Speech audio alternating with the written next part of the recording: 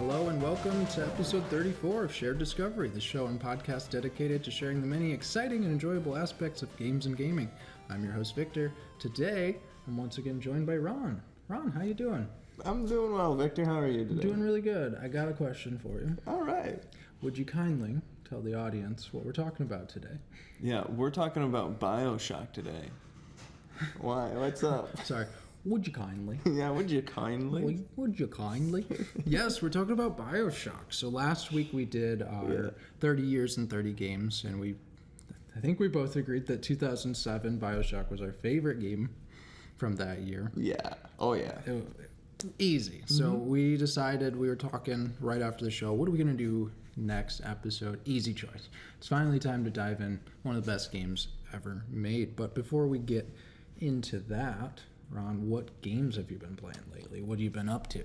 I really appreciated the let's dive in to the game about being underwater. And then... Pun intended. Yeah, totally. On purpose. And what I've been playing lately is I've been going back and playing Morrowind. Nice. And yes, we talked about that last time. Yeah, solid. Yeah, and it just was calling to me. And then I've been playing an old Russian game called Pathologic. Yes. I feel like they're very similar games in a lot of ways. Okay. So, double feature. Nice. Been feeling weird. That's awesome. Yeah. What about yourself, Victor? Well, I've been talking about shiny hunting, speedrunning. I don't know where shiny hunting came in because I haven't been playing Pokemon recently a lot. But speedrunning, we've been talking about speedrunning in these openings. Yeah, I was like, I think it's finally time to get on a leaderboard. Ooh. So what's a game that I've played a lot and I bring up a lot is Gotcha Force, right? The 2003 GameCube game. So I was looking at the leaderboards, and a glitchless run is just over 3 hours. So regular playthrough would be 10 to 20, depending on how fast you're going. And so I was like, I could do that, no problem. So I've been practicing that. I got a adapter for my GameCube so we can get that streaming. So look out for that. We're going to do that soon. So I've been practicing and learning things about the game you don't know, because that's what happens whenever you watch a speedrunner do something. Oh, like, yeah. Wait, you could do that. Hold on. I've been playing this game how long? Hold on. Yeah. So what I've been doing is I've just been practicing up to the first boss, which in that game is a flame dragon. Mm-hmm. And so the world record split for that is just over 22 minutes. My first attempt was 28 and a half minutes. So I'm like, I got some work to do. Yeah. So I practiced it down, and I got down to 26 and a half. So I chopped off about 2 minutes. So I'm gonna try to get on that leaderboard. There's not many people playing the game, but I was like, we talk about speedrunning all the time around here. I do, at least. It's finally time. And that's a great way to get on the leaderboards, I feel like, is pick an old game that you're good at. Because I've been listening to the Need for Speedrunning podcast. Yeah. And they did a Christmas episode with bad Christmas speedruns. So they watched this Grinch DS game. Okay. And there's one record on there. So that guy, he's smart. I'm going to go play a game that has no records on it. I'm going to become a mod, and I'm going to have the world record. What a champ. What a champ. So I tried to go back and play BioShock in prep for this show. My file corrupted, though. Oh. Yeah. I was at the final stretch, which I learned in watching the last couple hours. I was almost there. My file corrupted. So I have played majority of it, let's say 85%, and then watched the last bit, which, if you can experience BioShock, you should probably flip those, which stinks. But I am super excited to talk about this masterpiece, the lore, the world building, character development, the storytelling, all that jazz. But before we get in, we have a little bit of housekeeping, as we do, right? Gotta clean up the house and let you guys know. Check us out on Instagram, on YouTube, subscribe, follow us there. Always posting there. And you can contact us with us really easy in the comments on both of those places. We'd love to have a conversation. If we come at you today and we're like, BioShock's the best, and you're like, well, actually, it's the second best because of this game, we'd love to have that dialogue today. Oh, for sure. Yeah. And then if you have any comments, questions, concerns, want to get a hold of us directly, you can email us at shareddiscoveryshow@gmail.com. But that's the house. It's clean. Good, Real man. clean, easy job. So I got a question at the top of the our question for you, Ron. What was your first experience with BioShock? First experience with BioShock was I think it was when it came out on Xbox 360. I think that was the console it came out on. Yeah. My brother got it for like Christmas or something like that, so we just sat down and played the heck out of it, like first thing. Really? It was awesome. Okay. Like release year. Mhm. That's amazing. I do not have that experience with BioShock. That's so cool. How was it compared to the games you played up to that point? What was how do you remember feeling playing or watching play that game? Like this was like revolutionary. This was like what gaming is supposed to be, because I was also playing Fallout 3 Game of the Year edition at the time. I think that came out like a year or something before that, but yeah, we got BioShock, we got Fallout 3, Left 4 Dead, and it was just like, This is gaming. is this the second coming of Christ or something? Like I've never been as happy as that. That's amazing. Because me playing it for the first time this year, I keep wondering how I would have felt. My little mind would probably have been split in half with how crazy that was. Dude, just the opening sequence when you're in the bathysphere and like the splicer is like messing with it, and it was so freaky in the originally, and like going back, I'm like, I know all the notes, all the steps, every shadow being cast, and like the couch being kicked down the stairs on fire, like picture it perfectly in my mind. But that first time was so terrifying. It really was. And man, because I was playing WoW and silly GameCube games, my mind would have melted. So that is an awesome first experience. So we have an expert here. You've been with BioShock for a long time. Since the start. I've loved it ever since. This is awesome. So you're going to be my expert on this show. So excellent. We keep using this word masterpiece. Masterpiece. So we got to define it, and I think it's going to be fun to define this. And then by the end of the show, you tell us if you think BioShock meets this definition. So read it off, Rob. Would you kindly? I'll stop doing that. I think it's fun. Masterpiece. A masterpiece. Magnum opus. I don't read French, but I'll give it a shot. Chef d'oeuvre. I'm just going to keep going. French for master of work. Some other stuff in there. In modern use is a creation that has been given much critical praise, especially one that is considered the greatest work of a person's career, or a work of outstanding creativity, skill, profundity, or workmanship. So what do we say about that, Victor? So I think the things from this definition that the audience and I'm going to look for as we go through, we're going to look for that critical praise, outstanding creativity, skill, the workmanship, those profundity. What does that mean? Is it profound? Profound. Okay. Yeah. I haven't heard that conjugation. That's cool. Okay, so look for these words, right? Off the top, I'm pretty sure we're going to get there by the end, but keep this in mind. This is the definition of masterpiece we're working off of for the whole show. Yeah. So, okay, what is BioShock? We've been talking for about 10 minutes, and we got to tell the people what it is. So we have a pretty standard definition here. You know, it's a game released in 2007. It's a first-person shooter. Ken Levine, 2K Boston, a bunch of other places, 2K Australia. Irrational Games was the studio that actually did the development. Yeah. I think it was the 2K is the publisher. I believe so, yes, like because Ken made Irrational Games, and he made that after working on System Shock in 1997, and then got picked up for 2K by 2K and took a lot of pressure off of him, so he could focus more on BioShock. Right, and BioShock comes from as you mentioned, System Shock, that lineage of like Deus Ex, System Shock 2, where it's very much like, you're trapped in a location, but you have all these tools at your access that you can use to figure out a way through this harsh and often terrifying environment. Yeah. So BioShock is just another in the long line of very like stylistic and like thoughtful games. Yeah. Yeah, Ken describes it as the spiritual successor to the System Shock. Right. And there's a lot of good spiritual successors Absolutely. to System Shock, but this is definitely one of the best. But yeah. Yeah, and so the game itself, the setting, I think a lot of us are aware, and if you're tuning in, you're probably aware, but let's get the setting. So the game is set in 1960 and follows Jack, who discovers an underwater city of Rapture. And it's built by a business magnate, Andrew Ryan, which we'll be saying that name a lot in this episode. And he builds Rapture underwater as an isolated utopia.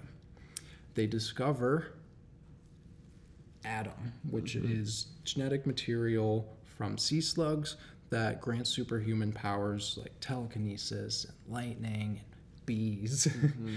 And so once this gets discovered, it immediately leads to the city's decline, right? So you as Jack, you attempt to escape from the city and fighting these Adam-obsessed individuals called splicers. They get addicted. They need this. They need the drug. They need these powers.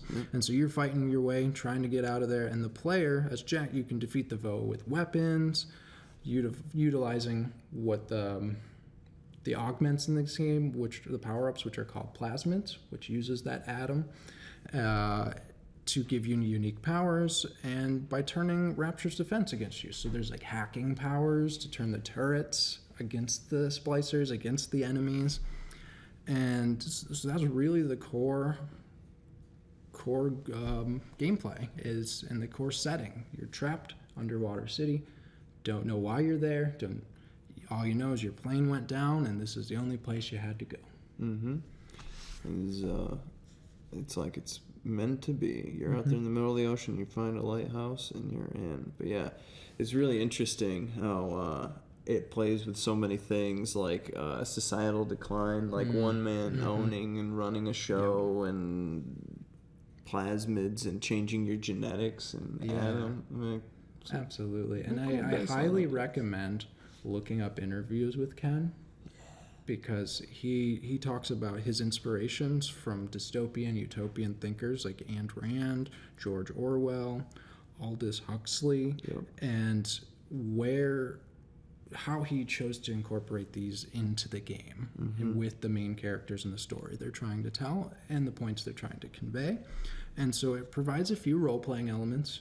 You get to choose how you defeat the enemies. You can use stealth or weapons or power-ups, and it allows you to engage in the environment in a sandbox manner. And it provides moral choices throughout, and it even borrows some survival horror concepts directly from, they said their inspiration was Resident Evil 4. Ooh, Yes. cool. Wow. Yeah. I didn't know that part. Yeah. Resident Evil 4 is a pretty solid game, but I wouldn't describe it as the scariest, but all right. Right. Yeah, but what they liked about that game, and what I saw in an interview, was the flexibility that it gave players in handling the situation. Oh, totally. Right. Yeah. So that is some of that inspiration that they draw from that. So maybe not the most scary, which I don't actually know a lot about Resident Evil. So that would be fun to have an episode maybe where you teach me. That would be fun That'd too. be super fun. Yeah. But that is BioShock in a nutshell. We're going to be diving more into the story as we go through. But I like my numbers, my statistics. Bring on the stats. So it's time for the stats. Yes, sir. So you go to the wiki page, as all good podcasters and researchers do. Go to the wiki page. Go to the wiki page, and Just rip that. all I can say is universal acclaim. I didn't even cite the highest review. I cited the lowest review. The lowest review is an 8 out of 10 or 4 out of 5 stars. That's the lowest review I could find. This for makes the game, sense. Yep. which makes sense. Yep. And then in 2007, when the game was released, it won Game of the Year, Best Game Awards from the British Academy of Film and Television Arts, Game Informer, IGN, Spike TV, XPlay. It also won the DICE Awards so DICE is the Design, Innovative Communication, Entertainment Awards for art direction, original music composition, sound design, and story development. Yeah. And Ron, I didn't list all of the accolades, but I listed some really noteworthy ones. So even as recent as October 2020, the game is one of the highest rated games on Metacritic, tied with several other games for the 4th highest aggregate score of all time. This is insane. Yeah. How is this so universally acclaimed? BioShock is ranked first on Game Informer's lists of top 10 video game openings. In 2011, BioShock was awarded the #1 spot in Game Trailer's top 100 video game trailers of all time for submerging the viewer into the BioShock universe and its enduring impact. Do you remember that first trailer, Ron? Yeah, actually. I totally understand now. Yeah. Yep. I'm thinking about games at the time, and I went back and watched the trailer yesterday. Yeah. And I'm like, this still holds up. It's crazy. The first time you see the Big Daddy, it drills through his hand, how visceral that is. I just can't imagine so many people saying, I need that. I don't know what that is, but that looks so much different and better than what I'm playing. Give me that. Oh man, just the Big Daddies are so alien. Yeah. And then being underwater with those huge glass windows and the architecture of what is that architecture? Art Deco. Art Deco. Yes. Yeah. That style is so And what's really cool smooth but aggressive. Yeah. What's really cool about that, and in reading and listening to the interviews, is they bounced around for years, for about 5 years, trying to figure out the style they want to go with. But Ken was walking down New York and saw the Atlas statue. Yes. And the buildings that it was on, that Art Deco, and he just, I need that. I need that in my game. And so that inspiration can come from anywhere. So I think that's a tip that Ken himself would tell you as a game designer, is always look for inspiration around you. And that's wild too, because that architectural style is linked somewhat. I don't know if it's erroneously linked or not, but it's linked to objectivist and Ayn Rand thought. So you can find books of hers with that statue on the front. Yeah, that's where I first saw that art style, or on covers of that book, and that our friend had, and I'm like, that's interesting. That art style is super cool. It pulled me in. I'm glad I didn't read it. Yeah. But it's really the symmetry in it, and the weight and the power of it really pulls you in. Oh yeah. So one more statistic here. Go to the Wikipedia and see this. It keeps going. I swear just the accolades for BioShock, just that section, is bigger than a lot of other Wikipedia pages. So Game Radar placed BioShock as the 12th best game of all time. There's a lot of games. Yeah, they're releasing thousands of games every year. Every year. And this one takes... Okay. Yeah. So... back to our definition of masterpiece, critical praise. It's there. Step one to being a masterpiece. We got it. So those are the sets. I'm going to keep this sheet so I can keep referencing the masterpiece definition. But to moving forward here, so Ken Levine was the lead developer for the game and the creative lead. Paul Helquist was the lead designer for the game. And I listened to a podcast with him discussing his input on the game. And one of his big contributions was he went to, in the early 2000s, he went to a GDC convention on a talk about 8 types of fun. And the core point for that talk was come up with an acronym of words that every decision you make in the game needs to stick to those, and these words are how you want the players to feel as you play the game. So the acronym he came up with was I See Ham. It's really memorable, really silly, but I also want to shout out the video that I watched, the podcast with him, was BioShock Creating the Masterpiece, Paul Hellquist interview, and this is from Arcade Attack Retro Gaming on YouTube. Check that out. It was an awesome interview. Yeah, there's a lot of information in there that we're not going to have time to get to anything, but like Hellquist is just a really interesting speaker, and yeah. Very informative. And the section I recommend checking out is from 36 to 41 minutes. That's where he describes his thought process on these points. I tried to summarize them the best we could, but I highly recommend checking him out. And he peppers in a lot of insights from BioShock all through the entire thing, so sure, definitely check out. So Ron, what is the I? What is the first word of this acronym? It's the first I in ICHAM is immersed. You're soaking in it. You're bathing in the experience, right? It's all the senses and sensory experiences that go into like bringing you into that world and making you a part of it, right? It's the like you forget you're in the real world. Yeah.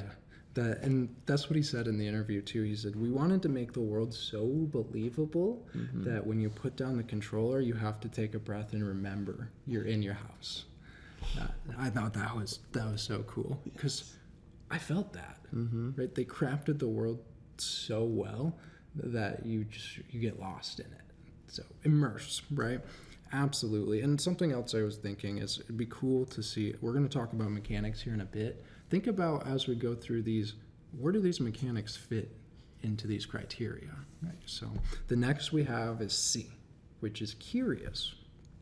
So the story, this comes in the form of storytelling and exploration, right? So what happened here? How did this all fall apart? What's going on? Why am I here? Right? Or, hey, I just found this recording about someone talking about a hidden stash somewhere. I want to go find it. And then that leads into a whole nother mystery. It's always, there's like this macro curious, right? What is the story? And then there's always these micro pieces of, okay, where do I look? Where do I find new things? Which upgrade do I try? Yeah, oh, there's a locked door over here. Maybe I can't get into it now, but maybe I can find a key for it. Right. They're constantly hitting you with that stuff. It was like, oh, you can get just the loot here, but there's always a way to go a little deeper. There's locks to break. There's security systems to mess with, right? Yeah. Always rewarding. It's always rewarding, and you don't want to put the controller down because of this, because you're always thinking what comes next. So curious. So what is H?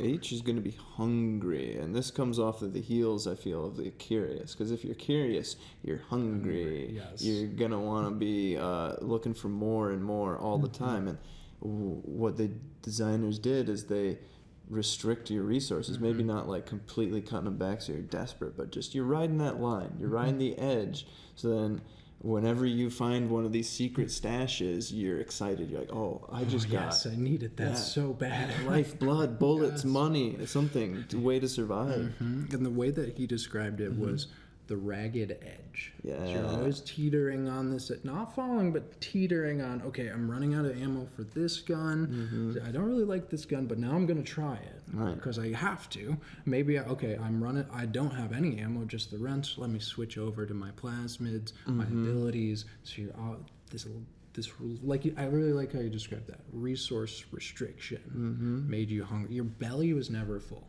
It's like, wow, I have a lot of bullets for this bad gun, and I'm going through a difficult time here. Well, I haven't upgraded that gun. Oh, no. Well, and then that creates a whole new experience that you're being thrown into and having to deal with because, like, your favorite weapon that you want to use might not be available. And I think that's really good game design in the fact of pushing players out of their comfort zone helps them discover new things they like. Yeah, so much. Like, I was just thinking today of maybe firing up BioShock and just doing a wrench only, wrench and plasmids only. Ooh, that'd be fun. Constrict it even more. Exactly. Who cares about ammo now?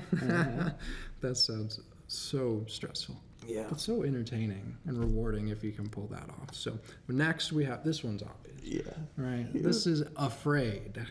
I feel like it comes as a part of the hungry. Like, this plays really well with it. I mean, from the opening sequence, the first 10 minutes of the game, you're stranded in the ocean.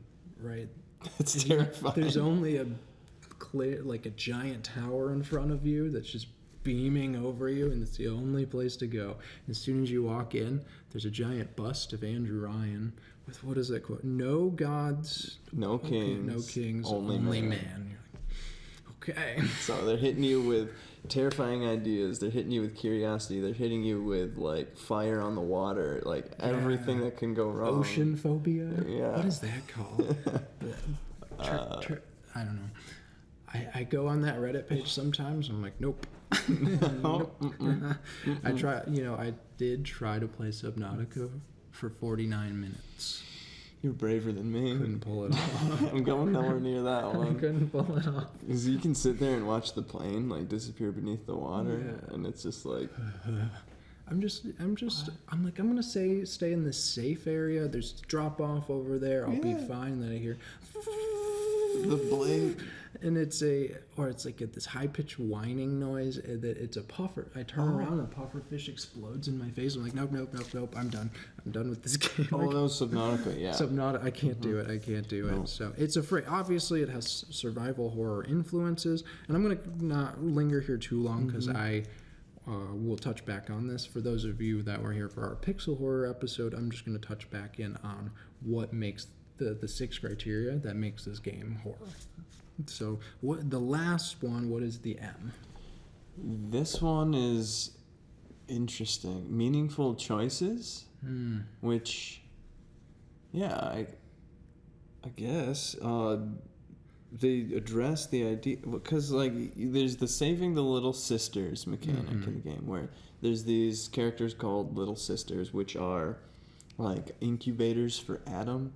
There's a certain way that they have to use like specific like young unmatured cells that like haven't chosen what they're supposed to be yet. There's a word for it. I can't remember the term, but that's essentially what they found in the sea slugs, and they're using children as incubators to generate more Adam than what the sea slugs can do normally.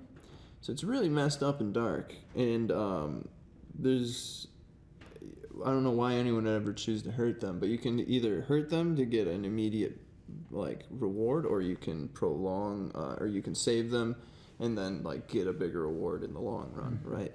So you have meaningful choices. So do I need this Adam now, or do I need it later? Am I willing to kill a child? These are all questions we need to ask ourselves. I feel that's very important. And then you've got the usual stuff, your game mechanics, your limited plasma slots, your limited weapons, your limited ammunition. All of these sorts of things squeeze you into areas where you can make these meaningful choices. And what I like about the meaningful choice with the little sister is to harvest them or not, the consequences aren't immediately apparent of being altruistic. Like how it works with being altruistic. They aren't immediately apparent. They just don't show up till the end of the game. So I could totally see mechanically people like, well, whatever, there's no consequence. I'm just going to take them. Right. If you don't save and reload, then you're going to have to just eat those consequences. Yeah, you know what I mean? And so it's really cool to see that it's a long-term payoff for making the moral decision to save them. But there are, in this utopia, libertarian utopia, there's immediate benefits to being selfish. Yeah. So it's we'll get more into that too. We're not going to skip philosophy and ideology. We're talking about libertarian utopia. It's like, let's get after it. Come on. Just to summarize, I see Ham. We have immersed, curious, hungry, afraid, and meaningful choices. So think about these as we go through the mechanics, and we'll probably touch on them too. I think this was a really good way to frame the game, and I think it's a really good way to frame really art projects and projects that you work on in your own life, because if you can go for what you want the audience to feel, you can spell that out very clearly. You can know whatever you're putting into your art. Ask yourself, is that holding to one of these criteria? Yeah, and you can also see it as like they're limiting themselves. Okay, so this is where we're going to stay. We're going to stay and focus on these things so that it's not going a million places at once and they're all disconnected mechanics. I feel that way about like the coverage I've seen of Starfield is like they've got all these great mechanics, but they don't really come together a whole lot. Yeah, that's a good way to put it. It makes me think that the restrictions create cohesion. I like that. 'Cause they're all moving in one direction, Yeah. right? It's all aligned, and it stays on track. Absolutely. I like that a lot. Good point there. So, okay, mechanics. The Yeah. gameplay loop. The gameplay loop is pretty much explained by the IC ham, in my mind, is like, so you're just thrown in, you're immersed, right? And you have a limited amount of resources. You need to acquire resources, so there's the curiosity being tricked up. There's the afraid popping up because everything's dark and destroyed, and stuff is running on the ceilings and all over the walls. You're always checking your surroundings. You don't know what's going to jump on you. So And you there's gotta that push there's through. that one level where you like hit a button and then you turn to leave and there's a wax statue behind you. So you're even wary of looking for stuff, but you gotta do it because you need it because you're hungry. Man, spider splicers are the worst. Yeah. Oh yeah, and like so that pushes you out into the world to begin exploring, acquire resources, and then when you've gone so far enough, or you've drained a lot of your resources, or like you say you have enough money, you'll go back to like hub areas that are usually centrally located within the levels. Yeah. And you'll restock, resupply, take a deep breath maybe, and then dive into another limb. You see this in the medical wing in the beginning of the game, where it's built where you have to go downstairs to get a certain plasmid to use it on another area that's another hallway over here that has like maybe ice that you got to use the fire plasmid on to get in through there. And it keeps building off of itself. So you're always returning to central hub locations or passing through locations that can work as hubs in order to continue exploring. So it's always got that loop going on. Absolutely. Where all the plasmids play into it, or the camera. I guess we're going to bring up the camera now, where you're exploring, you come across a threat, maybe it hasn't noticed you yet, you snap a quick pic of it, Oh, yep. get a bonus I damage. totally forgot. Well, how did I forget? Because it's a polarizing mechanic. Whoa. So yeah, they came up with the mechanic. It's the research mechanic where you find a camera and you take a picture of a certain enemy type, and it will increase your research level with that mechanic. And once you get to certain thresholds, you get rewards, mostly damage buffs, damage increases to those enemy types. And you essentially, diving a little more into the story, you have an ally with you over the radio named Atlas, who is guiding you through Rapture and asking for your support to save his family. Once, spoilers if you're on this episode, once his family dies, he's like, go kill Andrew Ryan. I'll tell you how to do it. Right? So he's guiding you through the game. He's telling you where to go through these levels, and then it's up to you to figure out how to get through those levels fighting the enemies using your special abilities, the plasmids, turning the tech against the environment, using different types of guns. Knowledge can even help you listening to audio recordings that might be hidden away. That's a huge mechanic for the storytelling is there are audio recordings hidden throughout the game, and you don't need them to complete the game. No, but they'll also often reward you with like material resources so you can keep the fight going. Yeah, and so exploring is very important for fleshing out the whole story, getting more resources to keep the fight going. So they often turn into big old firefights. Like that is the core loop: explore, firefight, explore, firefight, boss fight, and you just loop through that way through the game. And that way the core mechanics really mirror the IC ham in my mind. And like there's always meaningful choices popping up. Like, do I engage this big daddy, or do I save him for later? Do I have money for this store? Do I save it for maybe I'll see something cool in the next one, or I'll get a good hack on the next one. So that's a good point. One coming back through here. Big meaningful choice was the musician guy, crazy musician Cohen. As soon as he walked down the stairs, I shot him in the face. And so he's bad. I shot him. And then the case that had the plasmid, a power-up inside of it, didn't open. I was like, okay, what do I do? And I looked online. They're like, just let him live. He'll open it for you. Oh, You know, it's funny. Oops. I did the same thing, but I did it out of fear. I thought he was just another splicer. I was like, oh god. Just quick scoped him. He's obviously a bad dude. He's an enemy. I get the game, but that's like a nice subversion because we've been going through this loop of like, there's a main boss in your ear yelling at you through the radio, and you get there, obviously you kill him. This guy's like, you work with him. So it's a nice subversion that if you don't kill him, he helps you. Oh, that's so funny. Meaningful choice there. Smoke And so I think now, before we get into the theory, I think it's a good time to summarize the rest of the plot. Yeah, let's do it. The big twist. The twist. So up to this point, you're helping Atlas. He's guiding you to Andrew Ryan. And you're having little flashes of vision of your home life. You're on the farm with your family.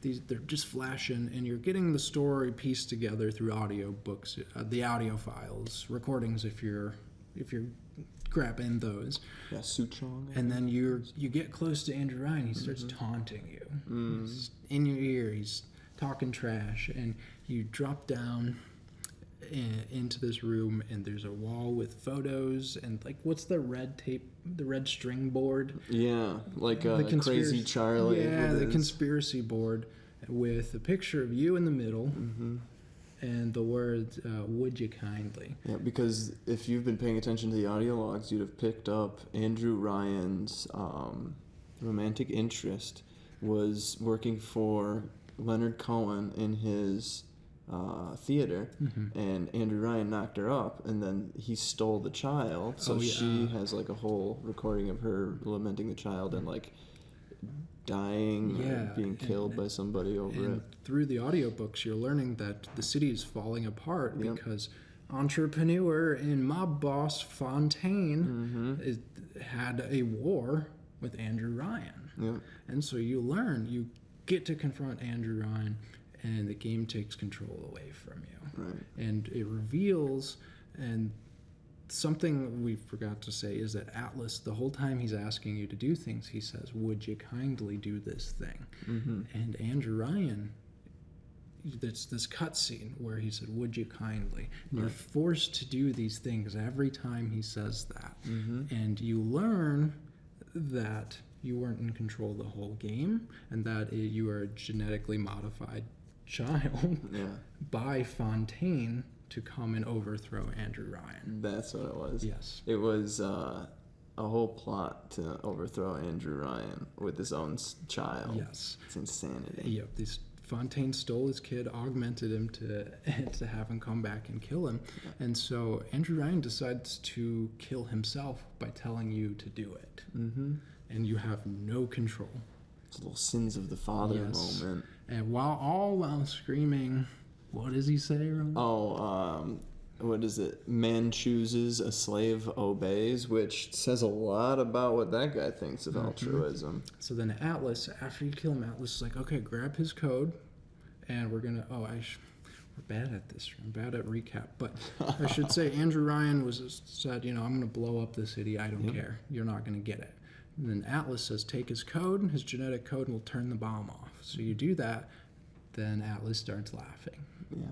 And you learn that Atlas, the whole time, has been Fontaine manipulating you. You've been played, You've been played the whole game. Yeah. And so this will play in very heavily into the philosophy and ideology we're going to talk about here in a second.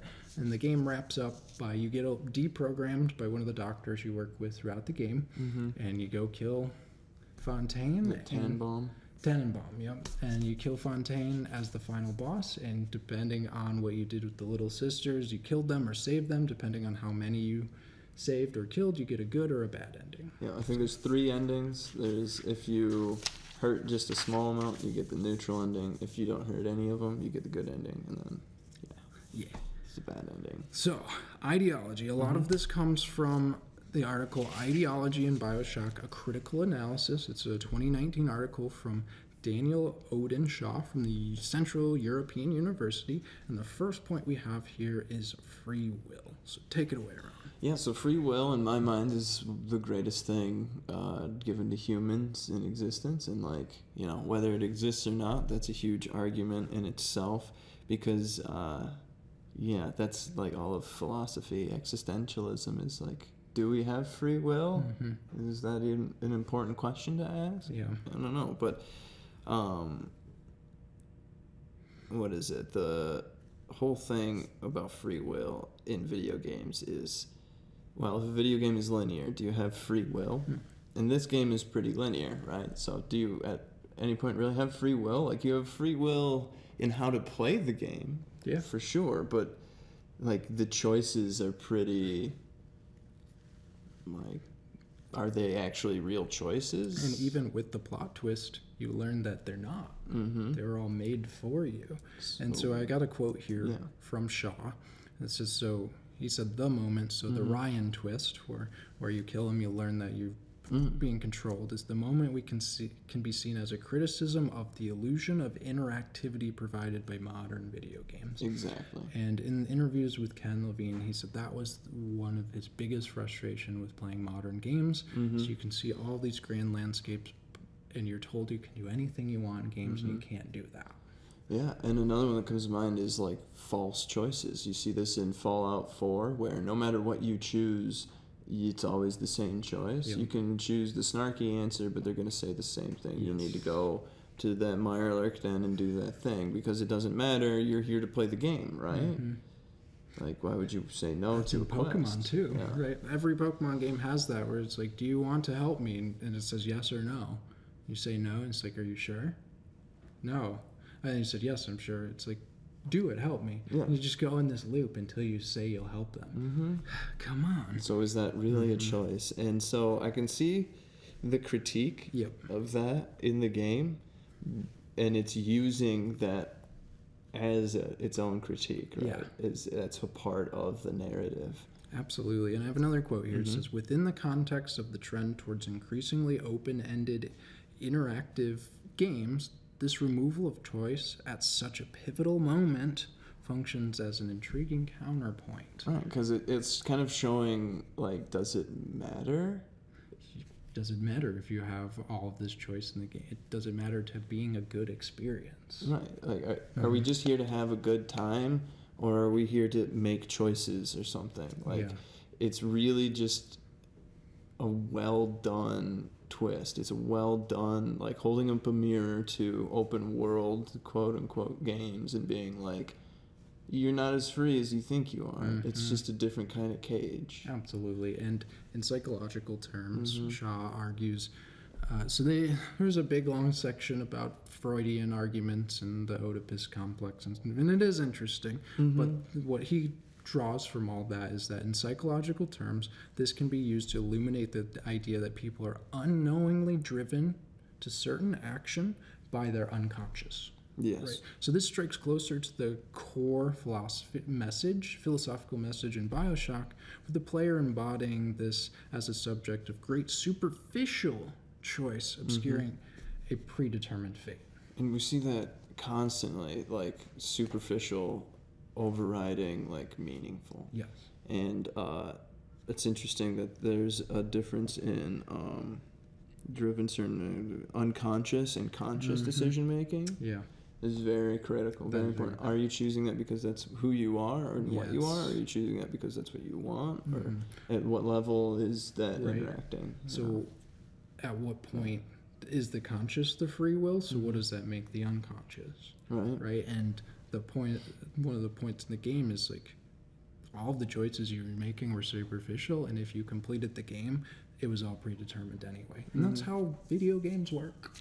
You're not going to get away from that. Yeah. It's really difficult to get away from that. And so I think Levine did a really good job of critiquing this part of gaming. For sure. I don't think anyone could have done a better one. And so this leads right into the next core ideology that he referenced for the game, objectivism. Tell him about it, Ron.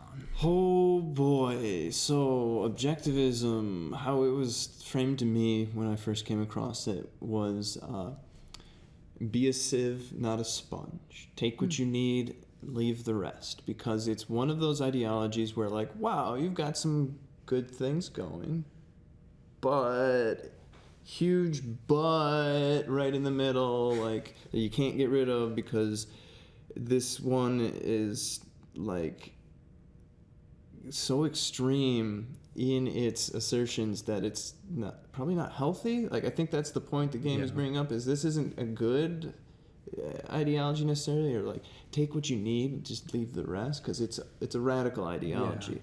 It's based in material reality. It's based on Marxism, like tables, like material, what you can touch, what you can sense, what you can feel, what you can see, and not necessarily emotionally feel, but like what you feel with your senses. Sure. Right? That's the real world. That's existence. And consciousness, what do I think? Identity, who am I? That's mostly what objectivism is concerned about, and that on an individualist level. So you are always going to be most important to yourself. And I feel like that's something a lot of people could learn, is like, you should treat yourself with like respect and think about yourself. It's okay to be selfish sometimes, right?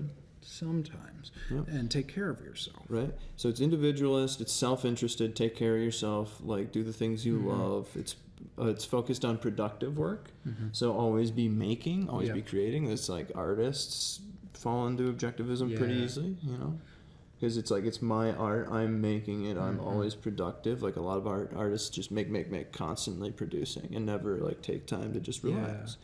And then a really big point in it is atheism. Is man is the top of the totem pole. We're the biggest and baddest animal. And right? because like you said, this is the extreme version of individualism, right? And the reason I emphasize sometimes it's okay to be selfish is, like, objectivists say, yo, that is the core meaning of life, is selfishly taking care of you and all of your needs and always putting yourself first. Yeah, that's the point. It's no gods, no kings, only man. And you see that right at the start of the game. And this comes from her experience growing up in the Soviet Union and then emigrating to the United States, and sort of taking the ideas from like material Marxist communism and then combining them with capitalist, like classical liberal ideas of free market, like the self before all others, like individual freedoms, like freedoms of rights and things of that, right? Because you don't want to restrain people. You want to restrain the things that are bad about people, like being lazy and non-productive. And you could see this right in the game, right in the opening monologue with Andrew Ryan, where he said something. Is not a man entitled to the sweat of his brow? No, says Washington.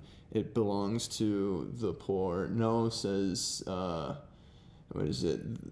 The Kremlin. It belongs to everyone. There's another one. Oh, no, says the Vatican. It belongs to God. I'm like trying to paraphrase. You're like, I got it. Yeah, 15 I got years. I memorized that when it first came out. It's so good. I was so impressed by that opening monologue. It's so good. I think it got me into reading the Communist Manifesto at a young age. That's amazing. Because I'm like, what are they talking about? Yeah, and it sounds... What else does he say? He said, I went to the ocean to escape petty constructs of morality. Yeah. That limits human progression. It's like, whoa, okay, here we go. We're getting to the extreme here. So I took a couple points from Shaw's article here that I thought were really relevant. So there are very clear allusions to Rand. Just the names are very similar. Andrew Ryan. And Rand, right? And her idea, so clear allusions, her ideologies throughout the game, and the ideology of rapture is almost identical to objectivism, and certain quotes and slogans are lifted straight from Rand's work. And Levine himself has confirmed that Ryan's oratory style and beliefs are modeled right after Rand.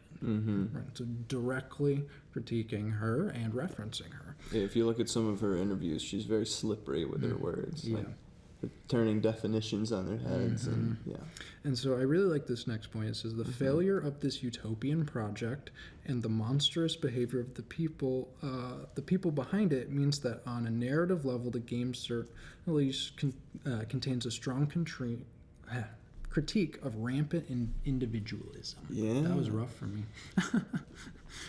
Yeah, it's anytime that somebody is doing something for themselves, it always like culminates in horrible catastrophe. Frank Fontaine in his Futuristics, the more power he got, the more Andrew Ryan got paranoid, and then it started an entire civil war. It's almost like you get individuals doing things for themselves, like accruing power that feels good constantly is going to create kings or something like that. And it's, I mean, you can see it in one of the core story elements of the Little Sisters. Just like you remove morality from the picture, you harvest a little girl. Yeah, you literally have little girls, like children, walking around as like the incubators for like science experiments. Yeah. Wow. And even Jack, the main character, Yeah. is a science experiment. You, as the player, are a science experiment. And there's stories in the game about how parents gave up their children to be little sisters to like pay off debts and things. So the capitalism of objectivism, that's one of its core tenets, is like creating constraining circumstances on the freedom of individuals. Even though they're guaranteed all these rights, the money isn't there, then what are you? Yeah. And if you're constantly working and you're getting nowhere, then what are you in this objectivist system? Are you even a man if you're obeying?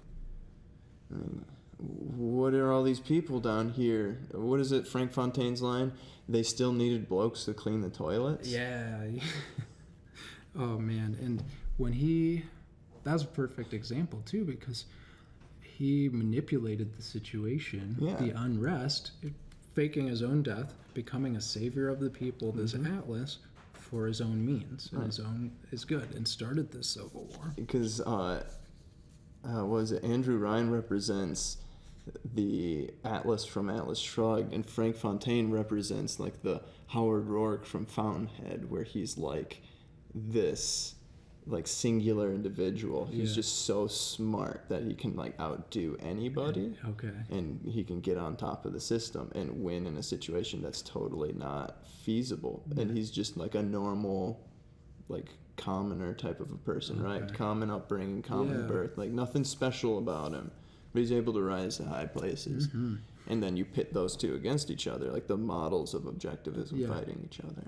That's very interesting. Right. Because I didn't look into the books, but like that's such how cool. It's cool how deep Ken went with this this ideology, which leads us into this next point. We've been discussing this, but libertarian utopia / dystopia. So what Shaw says about this is that the idea of it's the idea of a spectacularly failed utopia rather than an inherently dystopic city, and it's emphasized throughout the visual style, right? And this was something that they pointed out was different than something like 1984, where it's just inherently dystopic from the beginning. It's like it started out as a utopia, and for many factors, it crumbled. Right? And part of this extreme ideology, I think. Because who wants to be a part of a dystopia? Everyone sets out with good intentions in mind, right? No one is an objectivist because they want a worse world. Yeah. And so we had about 5 minutes left. And I think there's a few things we need to get to. So I really highly recommend you check out this article if you're finding this super interesting. There's a lot of good reviews I've seen on YouTube as well, like a lot of video essays. And check out the How It Was Made documentary on BioShock. Awesome. There's a lot of really good interviews and a lot of really good talk about the mechanics. And Awesome. I got to check that out too. So we got a couple of points here. I just wanted to say we might be zipping through these a little quicker than the last points, but something that Shaw says is the fact that unregulated technological advances played a part in the failure means that the game can also be seen as a critique of laissez-faire policies. Right. And I brought that up. You did. But it's true. Like, if you just have unregulated, then everyone's going to do all of the worst things. And it's like Fontaine was on the rise, but Ryan's like, I'm not going to regulate that. That's not my belief. Do what you're doing. But then as soon as Fontaine got like one up on Ryan, that's when he called in the government and started a civil war. That's when the war started, right? And so that thing he was running from, he did. Yeah.